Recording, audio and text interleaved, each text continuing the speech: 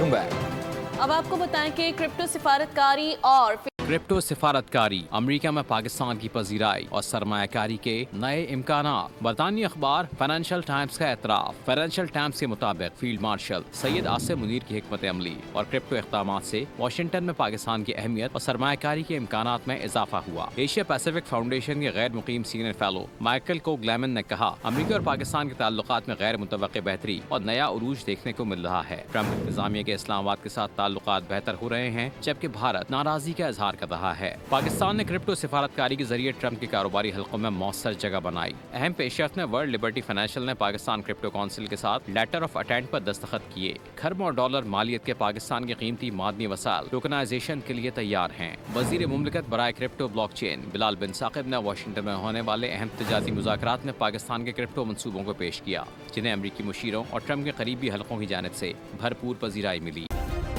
Subscribe کریں اور بیل دبائیں تاکہ کوئی خبر رہ نہ جائے۔